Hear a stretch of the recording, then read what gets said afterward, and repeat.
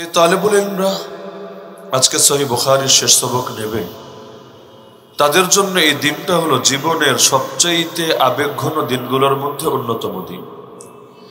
দাওরায়ে হাদিস সমাপ্ত করার ৩০-৪০ বছর পরও এমন আলেম কমই পাওয়া যাবে যে আলেমে দাওরার বছরটাকে স্মরণ করে না, এর আবেগটা তার ভেতরে ওঠে না। বিশেষ করে দাওরায়ে হাদিসের বছর যেই পরিমাণ আল্লাহ রসুল সাল্লাল্লাহু আলাইহি ওয়াসাল্লামের শানে দুরূদ শরীফ পড়ার খাস নসিব এবং তৌফিক আল্লাহ তাআলা দান করেন, এমনটা অনেকের গোটা জীবনেও খুঁজে পাওয়া যায় না। এক বছরেই কত লক্ষবার যে আলহামদুলিল্লাহ সুবহান আলহামদুলিল্লাহ দিল দিয়ে মহাব্বতের সাথে, অন্তরের একেবারে আকুতি মিনতি ভালোবাসা অকৃত্রিম প্রেম আর মহাব্বতের সাথে আল্লাহ রসুলের নাম বারবার বারবার যতবারই আসে দিল থেকে বের হয়ে আসে সাল্লাল্লাহু আলাইহি ওয়াসাল্লাম সাল্লাল্লাহু আলাইহি ওয়াসাল্লাম সাল্লাল্লাহু আলাইহি ওয়াসাল্লাম।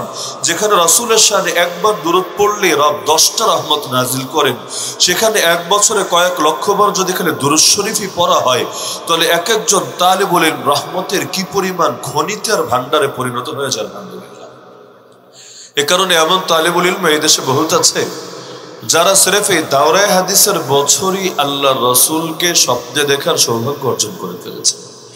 কারণ রাসূলুল্লাহ সাল্লাল্লাহু আলাইহি ওয়াসাল্লামকে কেউ স্বপ্নে দেখতে চাইলে এর চাইতে কার্যকর আমল কে বলতে পারবে যে মহাব্বতের সাথে বেশি বেশি দুরূদ শরীফ পড়ো নবীর শানে। খালি পড়লেই হবে না, মুখ দিয়ে বললে হবে না, দিল থেকে বের করতে হবে, মহাব্বতের সাথে উচ্চারণ করতে হবে। যে যাকে মহাব্বত করে সে তার আলোচনাটাই বেশি করে। মান আহাব্বা শাইআন আকসারা যিকরাহু, তো যারা রাসূলকে মহাব্বত করে সে রাসূলের নামে দুরূদ আবার কম পড়ে কিভাবে? শাহ ওলিউল্লাহ মুহাদ্দিস দেহলভী রাহিমাহুল্লাহ তার প্রসিদ্ধ কিতাব আল কাউলুল জামিলের মধ্যে লেখেন যে আমাকে সেই শৈশবে আমার বাবা শাহ আব্দুর রহিম দেহলভী রাহমাতুল্লাহ আলাইহি বলেছেন, শোনো ছেলে, আমাদের এই বংশে এই খানদানে আল্লাহ তাআলা যত কামালিয়াত, যত পরিপূর্ণতা, যত আলা মাকাম নসিব করেছেন। কারণ ইতিহাস যারা জানেন তারা সকলেই জানার কথা, শাহ ওলিউল্লাহর খানদানকে বাদ দিয়ে হিন্দুস্তানের ইসলামের ইতিহাস কোনোদিন লেখা সম্ভব না। আল্লাহ পুরো খানদানকে এমন ভাবে চমকে দিয়েছেন, খালি একজন দুইজন পুরুষ না, পুরো খানদান টপ টু বটম এমন ভাবে আল্লাহ চমকে দিয়েছেন যে এই জমিনের ইসলামের সাথে তাদের নামগুলো চিরকাল অঙ্গাঙ্গী ভাবে জড়িত থাকবে। তো তিনি বলেন যে আমার বাবা শাহ আব্দুর রহিম দেহলভী আলাইহি রাহমা আমাকে বলেছিলেন, শোনো, আল্লাহ আমাদেরকে যত কিছু দিয়েছেন সিরেফ দুরূদ শরীফের বরকতে দিয়েছেন। আমরা অন্যান্য আমলগুলো বা জিকিরগুলো হয়তো গুনে গুনে করি, তাসবিহগুলো আমরা গুনে গুনে আদায় করি 100 বার 1000 বার, কিন্তু দুরূদ শরীফ আমরা কখনো হিসাব করে পড়ি না, বেহিসাব পড়ি। সুতরাং তুমি এখনো ছোট, কিন্তু তুমিও তোমার দিলের মধ্যে গেঁথে রাখবা যে আল্লাহ রসুলের দুরূদ পড়তে কখনো কমতি করবা না, বেশি পরিমাণ দুরূদ পড়বা। তুমি যেভাবে বেহিসাব দুরূদ পড়বা, আল্লাহ তোমাকে বেহিসাব দিতে থাকবে ইনশাআল্লাহ। তো আল্লাহ দেখিয়ে দিয়েছে। শাহ ওলিউল্লাহ দেহলভী রাহমাতুল্লাহ আলাইহি কিতাব বোঝার মতো মানুষ এই জগতে কয়জন আছে? দেশ বাদ দেন, পুরো জগতে কয়জন আছে এমন ইলম আর মারিফতের ভান্ডার? আরে পড়তে পড়তে পড়তে আপনার যদি মনে হয় যে দুনিয়ার সব কিতাব পড়ে সব বুঝে উল্টে ফেলেছেন, কিন্তু শাহ ওলিউল্লাহর এক একটা কিতাব নিয়ে বসেন, হামাদ, সাতাত, ফয়জুল হারামাইন, যেটা নিয়ে বসেন না কেন, খালি লাইনে লাইনে পড়বেন আর খালি মনে হবে হায় রে, সারা জীবন কি পড়লাম, কি জানলাম, কি হাসিল করলাম। এগুলো দেখি এমন কথা যা কোনোদিন কারো মাথায়ও আসে নাই, কারো ফিকিরও আসে নাই। এমনকি আমাদের প্রতিটা মাদ্রাসায় একটা কিতাব বাধ্যতামূলক ভাবে পড়ানো হয়, আল ফাউজুল কবির ফি উসুলিত তাফসীর। এই কিতাবটা পড়লো, যদিও ছোট এক কিতাব, কিন্তু এই কিতাব পড়লেও বোঝা যায় যে আল্লাহ তাআলা ইলমের কি গভীরতা তাকে দিয়েছিলেন। অনেক সময় বড় বড় কিতাব পড়ে যে সমাধানগুলো পাওয়া যায় না, আল্লাহর বান্দা 4 লাইন 5 লাইনের মধ্যে অনেক সময় এর গভীর সমাধান খুঁজে পাওয়া যায়। তো এখন এ কারণে দাওরায়ে হাদিসের বছরটা অনেক আবেগের একটা বছর থাকে। তো সেই আবেগের আসল সমাপ্তি তো হবে পরীক্ষার পরে, কিন্তু যেহেতু শেষ সবক আজকে নিবে, বাস্তবে এই দিনটার সঙ্গে অনেক আবেগ জড়িয়ে থাকে। এটা যারা আজকে শেষ সবক নেবে তারাই বুঝতে পারবে। তো যেই কিতাবের শেষ সবক, কিতাবের নামও সকলের জানা, সহিহুল বুখারী। সহিহুল বুখারী মানে এটা না যে এটা হলো সহিহ বুখারী, ভেজাল বুখারী আবার আরেকটা আছে। এই মাদ্রাসায় মনে হয় সহিটা পড়ায়, কোনো কোনো মাদ্রাসায় মনে হয় ভেজালটা পড়ায়। এখানে সহি ওই ভেজালের বিপরীত অর্থে না, এটা হাদিস শাস্ত্রের একটা পরিভাষা। পুরো কিতাবের নাম হলো আল জামিউল মুসনাদুস সহিহ আল মুখতাসার মিন উমুরি রাসূলিল্লাহি সাল্লাল্লাহু আলাইহি ওয়াসাল্লাম ওয়া সুনানিহি ওয়া আইয়ামিহি নাম হলো এক লাইন, আমরা সংক্ষেপে চিনি জামিউল বুখারী বা সহিহুল বুখারী নামে। আল্লাহ তাআলা এমন এক মাকাম দিয়েছেন এই কিতাবকে, বড় বড় আলেমরা স্বীকার করেছেন আসাহুল কুতুবি বাদা কিতাবিল্লাহ সহিহুল বুখারী। আল্লাহর কিতাবের পর সবচেয়ে বিশুদ্ধতম কিতাব হাদিসের বিবেচনায় এই সহিহুল বুখারী। কারণ হাদিসের বিবেচনায় শব্দটা আমি বাড়ালাম এ কারণে, সহিহ বুখারী এক বিবেচনায় তো হাদিসের কিতাব, আর এক বিবেচনায় এটা আবার ফিকহেরও কিতাব। হাদিসের কিতাব বলতে কি বোঝা যায়? এখানে হাদিস একের পর এক একের পর এক একের পর এক বলতেই থাকবে, কিন্তু সহিহ বুখারীটা এভাবে লেখা না, বরঞ্চ সহিহ বুখারীটা লেখা এখানে ইমাম বুখারী আগে একটা দাবি করে, তারপর দাবির পক্ষে আয়াত পেলে আয়াত, না পেলে হাদিস থেকে দলিল প্রদান করে। কখনো হাদিস হয় 10 লাইন, তিনি উল্লেখ করেন মাত্র 1 লাইন 1.5 লাইন। কেন? কারণ পুরো হাদিসটা জানানো উদ্দেশ্য না, বরঞ্চ তার উদ্দেশ্য যেই দাবিটা তিনি করেছেন সেই দাবির পক্ষে প্রমাণ দেওয়া। কারণ মূলনীতি হলো যে দাবি করবে প্রমাণ তাকে দিতে হবে, যে দাবি করবে না প্রমাণ তার দেওয়াও লাগবে না। আল বাইয়িনাতু আলাল মুদ্দাই, আমি যদি দাবি করি আপনার মাথার টুপিটা আমার না, আপনি বলবেন হুজুর প্রমাণ দেন। আরে কিসের প্রমাণ দিব? আমি তো বলি নাই যে এটা আমার, আমি তো আমার পক্ষে এটা দাবি করি নাই। তো যে জিনিস দাবি করি না এটার পক্ষে প্রমাণ কেন দিতে হবে? কিন্তু যদি বলি টুপি আপনার মাথায় কিন্তু মালিকানা কিন্তু আমার, আপনি ধরে বসবেন কিসের ভিত্তিতে বললেন? দলিল দেন। দাবি করলেই শেষ না, যে দাবি করেছে দলিল তাকে দিতে হবে।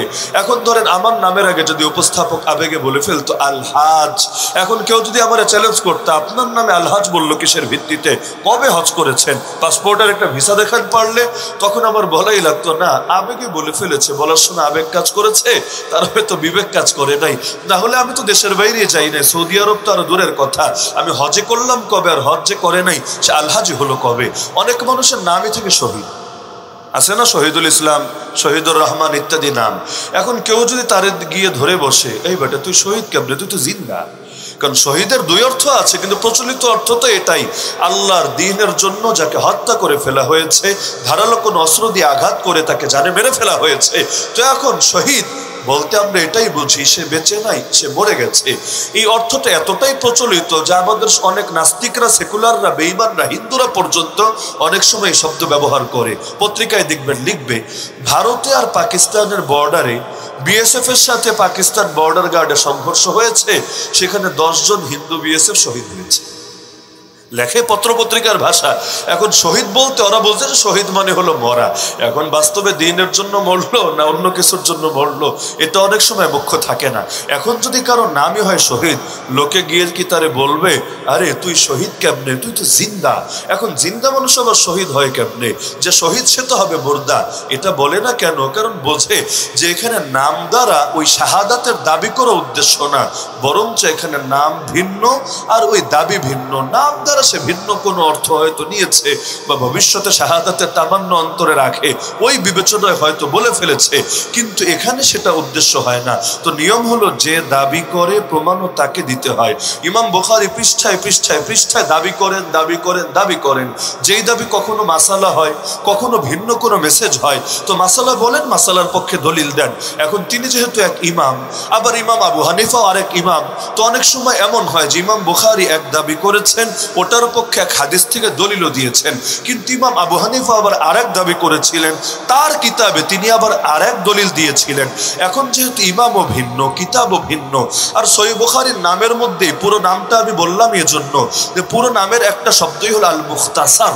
আল মুখতাসার মানে সংক্ষিপ্ত। সংক্ষিপ্ত মানে কি? দুনিয়ার সব হাদিস এক কিতাবের মধ্যে আছে, সংক্ষিপ্ত অর্থ এটা। সহিহ বুখারী সব মিলে হাদিস 7000-এর কিছু বেশি। যদি আবার এক হাদিস বারবার এসেছে, বারবার গুলার একটা গোলেন, তাহলে সব মিলালে 4000-এর কিছু বেশি হবে। তো এখন এই অল্প হাদিসের মধ্যে জগতে সব হাদিসরে ঢুকাবে কিভাবে? এক মুসনাদে আহমদ কিতাবটা দেখেন, আর রাখতে আলমারির বিশাল এক তাক লাগবে, কিনতে গেলেও 50,000 টাকার বেশি আপনাকে খুয়াতে হবে। 50,000-এর বেশি হাদিস এক কিতাবে খুঁজে পাবেন। তাহলে যেখানে এক কিতাবেই থেকে 50,000 আর পুরো বুখারীতে 10,000-ও থাকে না, সেখানে পুরো বুখারীর মধ্যে নবীর সব হাদিস আনা সম্ভব? এখন বাংলাদেশে অনেক সময় এই বুখারী দিয়ে লোকে ঝগড়া বাঁধায়, বুখারী দিয়ে লোকে মসজিদে মসজিদে কাজ্জা বাঁধায়। কিভাবে? আমি বুখারী শরীফে পেয়েছি এই হাদিসে এমন আমল বলা হয়েছে, আর তোমার হুজুর তোমারে শিখিয়েছে না আমলটা এভাবে নয় ওভাবে করতে হবে। এখন তুমি বলো হাদিস মানবা না হুজুর মানবা? আরে বিশাল বড় প্রশ্নের ব্যাপার। হাদিস মানবা না হুজুর মানবা, দুটোকে যদি এভাবে পাশাপাশি দাঁড় করিয়ে দেওয়া হয় তাহলে তো মুশকিল ব্যাপার। আমি যদি আপনারে বলি চোখ নিবি নাকি কান নিবি, এটা আবার কেমন কথা? আমি চোখও লাগবে কানও লাগবে, চোখ নিতে গেলে কান নেওয়া যাবে না, কান নিতে গেলে চোখ নেওয়া যাবে না। এই ফাইজলামি তোমারে কে দিয়েছে? আমাদের হাদিসও লাগবে, আমাদের হুজুরও লাগবে। কারণ আমরা হাদিসগুলো পেয়েছি কিভাবে? নবীর জবান থেকে তো এই কান দিয়ে শুনি নাই, বরঞ্চ এই হুজুরদের দ্বারাই তো জেনেছি। ১৫০০ বছর ধরে এই হুজুররাই আমাদের পর্যন্ত হাদিস পৌঁছিয়েছে। এখন যদি হুজুরের প্রয়োজন না থাকে তাহলে তুমি এই হাদিসগুলো পেলা কিভাবে? তখন তো তোমার এই পাওয়াটাই প্রশ্নবিদ্ধ হয়ে যায়। তো এখন ইমাম বুখারী আলাইহির রাহমাত তিনি একজন ইমাম, তো ইমাম হিসাবে তিনি তার দাবি করবেন, দাবির পক্ষে দলিল দিবেন। আর এক ইমাম তিনিও দাবি করবেন, তিনি তার দাবির পক্ষে দলিল দিবেন। পরবর্তীতে গিয়ে তুলনা হবে কার দাবি কত শক্তিশালী, কার দলিল কত ভারী। কোর্টে মামলা হলে কি হয়? এ পক্ষও দলিল দেয়, ও পক্ষও দলিল দেয়, এ পক্ষও যুক্তি দেয়, ও পক্ষও যুক্তি দেয়। আমাদের সাথে কখনো ভণ্ডদের বিতর্ক হলে কি হয়? আমরাও যুক্তি দেই, ওরাও যুক্তি দেয়, আমরাও দলিল দিই, ওরাও দলিল দেয়। পাবলিক কি দুইটাই নেয় নাকি একটা নেয়? কারণ বোঝে যে কোনটা বেশি শক্তিশালী সেটাই আমাকে নিতে হবে।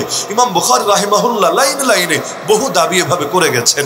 এই কারণে বুখারী বুঝতে চাইলে সবচেয়ে জটিল, ছাত্রদেরকে জিজ্ঞেস করে দেখেন, সবচেয়ে জটিল বিষয় হলো যে ইমাম বুখারীর দাবির সাথে দলিলের সম্পর্ক কি। তারজামাতুল বাব মানে শিরোনামের সাথে মূল আয়াত আর হাদিসের সম্পর্ক কি, এটা বোঝা। এটা যে যত ভালো বোঝে সহিহ বুখারীর সে তত বড় পণ্ডিত হতে পারে। আর এটা যে যত কম বোঝে সহিহ বুখারী কিতাবের ব্যাপারে তার যোগ্যতা তত কম থাকে। যেমন একটা উদাহরণ দিলে ভালো বুঝবেন, যদিও আলোচনাগুলো ইলমি আলোচনা, তবে যেভাবে বলছি আশা করি সাধারণ মানুষও যারা আছেন অস্পষ্ট থাকবে না। কম বোঝেন বেশি বোঝেন অনেকটাই বুঝে আসবে ইনশাআল্লাহ। যেমন সহিহ বুখারীতে একটা অধ্যায় আছে কিতাবুল জিহাদ। কি অধ্যায়? কিতাবুল জিহাদ। আমি যদিও বলছি কিতাবুল জিহাদ, কেউ কেউ হয়তো থাকতে পারেন এখানে যিনি আবার কানে শুনতে পাচ্ছেন কিতাবুল জঙ্গিবাদ। কারণ আমাদের দেশে সমস্যা হলো এটা, আপনি বলবেন কোরআনের শব্দ হাদিসের শব্দ, কিছু মানুষের কানে অদৃশ্য একটা মেশিন লাগানো আছে, ওরা শুনবে ইউরোপ আমেরিকার শেখানো শব্দ। আপনি বলবেন সাবিলুনা সাবিলুনা আল জিহাদ আল জিহাদ হাইয়া আলাল জিহাদ, ওরা বলবে কিরে নূরে মদিনার মাহফিল থেকে দেখি বলে সাবিলুনা সাবিলুনা আল জঙ্গিবাদ আল জঙ্গিবাদ হাইয়া আলাল জঙ্গিবাদ। এখন এসে হুজুরে বলবে কি হুজুর উগ্রবাদী বক্তব্য দিচ্ছেন কেন? বলবো উগ্রবাদী বক্তব্য কই দিলাম রে বাবা, উগ্রবাদ শব্দটাই আসলো কোন চিপায় আর কোন চাপায়। বলবেন ওই যে জঙ্গিবাদ নিয়ে আলোচনা করলেন, কবে কোথায়? না ওই যে জিহাদ শব্দ বললেন, জিহাদ মানেই তো জঙ্গিবাদ। এই কারণে আলিয়া মাদ্রাসা শিক্ষা সিলেবাস থেকে বহু বছর আগেই জিহাদের আয়াত হাদিস বিদায় করে দিয়েছে। কেন? এগুলো পড়লে ছেলেরা নাকি জঙ্গিবাদী হওয়ার আশঙ্কা আছে। এমনকি মজার ব্যাপার, 9-এর ইসলাম শিক্ষা বই যদি দেখেন 2023-এরটা দেখবেন আর আজকের এই 2024-এরটা দেখবেন। 2023-এ নামকস্তেও এখানে একটা অধ্যায় ছিল জিহাদ শিরোনামে। ব্যাখ্যা কি করেছে সেটা আমি নাই বললাম, তো নামকস্তে হলো একটা অধ্যায় শিরোনাম ছিল জিহাদ। 2024-এ এসে সে অধ্যায়ের নাম হয়ে গেছে পরমত সহিষ্ণুতা, এবং যেখানে সবক শিখিয়েছে যে পরের মতের উপর সহিষ্ণু হতে হবে, তাহলে সমাজটা সুন্দর থাকবে। আর পরের মতের ব্যাপারে অসহিষ্ণুতা দেখালে সমাজের মধ্যে অশান্তি ছড়াবে। শুনতে তো ভালোই লাগে যে আলিয়া বলেন, কৌমিয়া বলেন, হানাফি বলেন, শাফি বলেন, তাবলিগ বলেন, পীর সাহেবের মুরিদ বলেন, সবাই যদি অন্যের মতের উপর শ্রদ্ধাশীল হয়, সহিষ্ণু হয়, এলাকায় মনে হয় ঝামেলা থাকবে না, এলাকায় শান্তি কায়েম হবে। আপনি তো বুঝবেন এটা, কিন্তু ওরা 2 দিন পর আপনার সামনে এনে হাজির করবে আরেকটা। আপনাকে বলবে এই যে ট্রান্সজেন্ডার মতবাদ, এটাও তো একটা মত, এই যে সমকামিতা, এটাও তো একটা মত, এই যে ব্রাক গে ইউনিভার্সিটি, এখন এটার নাম এভাবেই বলা লাগে আর কি, এই যে ব্রাক গে ইউনিভার্সিটি, আরে ওরা যা কিছু করছে আকাম কুকাম, এগুলো হলো একটা মত। নাস্তিকরা, শাহবাগীরা, কাদিয়ানীরা, হিজবুত তাওহীদরা যা করছে এগুলো হলো মত। তোমরা হুজুর মানুষ তো বাড়াবাড়ি করো কিসের জন্য? অন্যের মতের ব্যাপারে সহিষ্ণু হও, তাহলে সমাজটা সুন্দর হবে, দেশটা উন্নয়নের দিকে এক লাফে আগায়া যাবে। নাউযুবিল্লাহ। তো কই জিহাদ, কই পরমত সহিষ্ণুতা? জিহাদকে বিদায় করে বাচ্চাদেরকে পরমত সহিষ্ণুতা শেখালে সমাজ সুন্দর হয়। ওদের ধারণা বাস্তবে সমাজ সুন্দর হয় না, বাস্তবে সমাজ পশুর সমাজে, জানোয়ারের সমাজে পরিণত হয়ে যায়। কারণ জানোয়ারের জীবনের লক্ষ্য হলো খাবে, পান করবে আর নিজের মেশিন গানের চাহিদা পূরণ করবে, এখন যেভাবে পারে, ওদের তো আর তরিকা ফিক্স নাই, যেখানে পারে যেমনে পারে ব্যাস এগুলো করতে পারলে জীবনটা কামিয়াব। এখন মানুষের জীবনের মাকসাদ এটা বানিয়ে ছেড়েছে, খাবা, পান করবা, কাপড় চোপড় পরবা, ঘরবাড়ি বানাবা, আর যৌন চাহিদা যেভাবে মনে চায় এভাবে পূরণ করবা। সমকামিতার তরিকায় হোক, বিয়ে শাদী করে হোক, লিভ টুগেদার দিয়ে হোক, পতিতালয়ে গিয়ে হোক, নাউযুবিল্লাহি মিন যালিক। তো এই সমাজকে মানুষের সমাজ কিভাবে বলে? এমন সমাজকে তো জানোয়ারের সমাজে বলে। এ কারণে একজন এই সমকামিতারে পচাতে গিয়ে, জাতিকে সতর্ক করতে গিয়ে সুন্দর একটা ডাক দিয়েছে। আমার ডাকের বাক্যগুলো বড় ভালো লাগে, যে এখন এই সময় থাকতে নিজের সন্তানদেরকে সমকামিতার হাত থেকে বাঁচাও, না হলে যখন বুড়া হবা এই সন্তানই তোমার পশ্চাৎ দেশ বরবাদ করে দিতে পারে। কারণ সমকামিতার পরিণতি এমনই যে এটা তো আর কোন আত্মীয় অনাত্মীয় কেউ মানে না। মানুষকে যখন পশুর কাতারে নামিয়ে আনে, পশুর আর আত্মীয়ই কি আর অনাত্মীয়ই কি, ওর মাহরামি কি আর গায়রে মাহরাম কি? তো যদি নিজে বাঁচতে চাও আগে নিজের সন্তানরা বাঁচাও, না হলে আগামী দিনে নিজেকেই এর ক্ষতি ভোগ করতে হবে। তো বলছিলাম যে ইমাম বুখারী আলাইহির রাহমা বিভিন্ন দাবি করেন, দাবির পক্ষে আয়াত দিয়ে এবং হাদিস দিয়ে দলিল প্রদান করেন। যেমন কিতাবুল জিহাদ, সহিহ বুখারী খুললে একটা অধ্যায় শিরোনাম পাবেন। এবং বাস্তবতা হলো, মাসুদ আজহারের নাম তো অনেকে শুনেছেন, আল্লাহ তাআলা তাকে দীর্ঘজীবী করুন। তিনি তার এক বয়ানও দাবি করেছিলেন, কোরআনের পরে জিহাদকে সহিভাবে বোঝার জন্য সহিহ বুখারীর মতো সুন্দর কোনো কিতাব দুনিয়াতে নাই। কারণ কোরআনের মধ্যেও যেমন জিহাদ নিয়ে আল্লাহ ভেঙে চুরে লম্বা করে আলাপ করেছেন, নামাজ নিয়ে আয়াত দিয়েছেন ৮২টা, জিহাদ নিয়ে আয়াত দিয়েছেন ৪৮৪টা। একইভাবে বুখারী খুলে বসেন, দেখেন ইমাম বুখারী কতগুলো অধ্যায় এনেছেন খালি এক জিহাদ বোঝাতে। কিতাবুল জিহাদ আছে, গনিমত নিয়ে আলাদা অধ্যায় আছে, নবীর জিহাদগুলো কেমন ছিল এগুলো নিয়ে আলাদা বর্ণনা আছে। কি সুন্দর ভেঙে ভেঙে দিল খুলে মন খুলে ছাত্রদেরকে বুঝিয়েছেন, দাবি করেছেন প্রমাণ দিয়েছেন, দাবি করেছেন প্রমাণ দিয়েছেন। কেউ যদি খালি এক সহিহ বুখারীটাও বুঝে বুঝে যোগ্য উস্তাদের কাছে পড়ে, জিহাদের মাসালা মাসাইলের ফজিলত স্পষ্ট থাকবে না, বরঞ্চ গোটা অধ্যায়টাই তার সামনে ক্লিয়ার হয়ে যাবে। তো অধ্যায় শুরু করেছেন এভাবে, বাবু ফাদলিল জিহাদি ওয়াস সিয়ার ওয়া কাউলিল্লাহি আযজা ওয়া জাল ইন্নাল্লাহা আশতারা মিনাল মুমিনিনা আনফুসাহুম ওয়া আমওয়ালাহুম বিআন্না লাহুমুল জান্নাহ ইউকাতিলুনা ফি সাবিলিল্লাহি ফায়াকতুলুনা ওয়া ইউকতালুন। শুরু করলেন, প্রথমে করলেন দাবি, তারপর দিলেন আয়াতের দলিল, এরপর দিতে শুরু করবেন হাদিসের দলিল। তো দাবি করলেন কি? দাবি করলেন জিহাদ এবং সিয়ারের ফজিলত আছে অনেক। জিহাদের আরেকটা শব্দ যেটা অনেক কিতাবের মধ্যে ব্যবহার করে, সিয়ার। যেমন ইমাম মুহাম্মদ রহমাতুল্লাহ আলাইহি জিহাদ নিয়ে দুইটা কিতাব লিখেছেন। তার প্রসিদ্ধ ৬ কিতাবের উপরে হানাফি মাযহাবের ভিত্তি দাঁড়িয়ে আছে। এই ৬ কিতাবের ২টাই হলো খালি জিহাদ নিয়ে, একটার নাম সিয়ারুল কাবীর আর একটার নাম সিয়ারুস সগীর। তো ইমাম বুখারী দাবি করলেন জিহাদের অনেক ফজিলত আছে, ভালো কথা, কিন্তু এর পক্ষে দলিল দিলেন সূরা তাওবার এমন একটা আয়াত দিয়ে যে আয়াতের মধ্যে জিহাদ শব্দটাই নাই। কারণ যে আয়াত আমি পড়লাম এখানে ইউজাহিদুনা বা জাহাদা, জাহাদু, মুজাহিদিন এইরকম কোনো শব্দ আছে নাকি চেক করে দেখেন নাই। এখন দাবি করলেন জিহাদের ফজিলত, কিন্তু দলিল দিলেন এমন এক আয়াত দিয়ে যেখানে জিহাদ শব্দটাই নাই।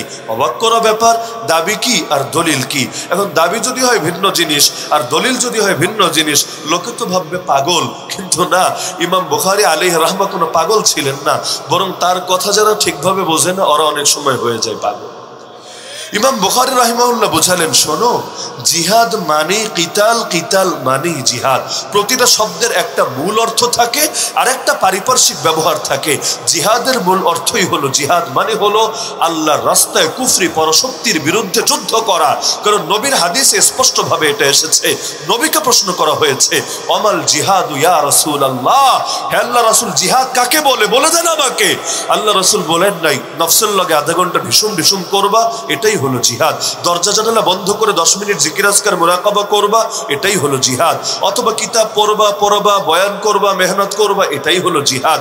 আল্লাহ রাসূল এগুলো না বলে রাসূল এক বাক্যে বললেন, আন তুকাতিলাল কুফারা ইযা লাকিতাহুম, কাফেরদের সামনাসামনি যখন হবা, ময়দানে কাফেরদের মোকাবেলা যখন হবে, তখন না পালিয়ে তাদের সাথে লড়াই চালিয়ে যাওয়ার নাম হলো জিহাদ। তো ইসলাম কি নবী ভালো বুঝবেন না আমরা ভালো বুঝবেন? নিঃসন্দেহে নবী ভালো বুঝবেন। হ্যাঁ, আমি আগেই বলেছি, একটা হলো মূল অর্থ আর আরেকটা হলো পারিপার্শ্বিক রূপক বিভিন্ন অর্থ। যেমন সলাত অর্থ কি? নামাজ। আমি যদি বলি নামাজ পড়েছি, আপনি যা বুঝবেন। যদি বলি সলাত আদায় করেছি, আপনি কি ভিন্ন কিছু বুঝবেন না আগেরটাই বুঝবেন? একই জিনিস। সলাত মানেও যা, নামাজ মানেও তা। কিন্তু কোরআনে আছে ইন্নাল্লাহ ওয়া মালাইকাতাহু ইউসাল্লুনা আলান নবী, নিশ্চয়ই আল্লাহ এবং তার ফেরেশতারা নবীর উপরে সলাত পড়েন। এর অর্থ কি? যে নবীর উপরে জায়নামাজ বিছায়া জিবরিল আমিন নামাজে দাঁড়ায় যান। অর্থ কি এটা? না। আপনি বুঝবেন যে না, সলাত মানে নামাজি, আকিমুস সালাহ, সলাত কায়েম করো, নামাজ কায়েম করো। কিন্তু যখন বলা হলো আল্লাহ সলাত পড়েন, ফেরেশতারা সলাত পড়ে, এখানে এই অর্থ হবে না, এখানে ভিন্ন একটা অর্থ হবে। এখানে কি অর্থ হবে? ইমাম বুখারী ব্যাখ্যা করেছেন, ক্বালা আবুল আলিয়া আস-সালাতু মিনাল্লাহি আর-রাহমা ওয়া মিনাল মালাইকাতি আল-ইস্তিগফার ওয়া মিনাল মুমিনিনা আদ-দুআ। সালাত শব্দ যখন আল্লাহর সাথে ব্যবহার হয়, আল্লাহ সালাত পড়েছে, তখন নামাজ পড়া অর্থ হয় না, তখন অর্থ হয় রহমত বর্ষণ করা। অর্থ কি হয়? অর্থ কি হয়?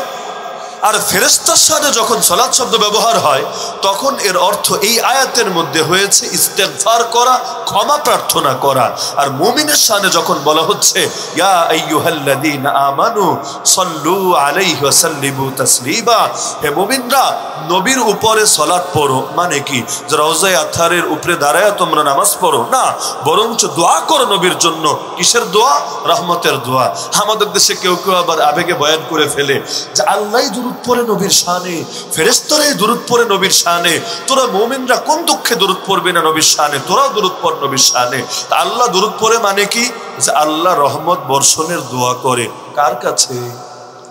আল্লাহর যদি আবার দোয়া করা লাগে, তাহলে কি আল্লাহ রব থাকবে নাকি যার কাছে দোয়া করবে সেই রব হবে? তো দুরূদ পড়া মানেই হলো রহমত বর্ষণের দোয়া করা। তা আল্লাহর শানে দুরূদ পড়া শব্দ বললে কি এটা আদব হবে না বেয়াদবি হবে?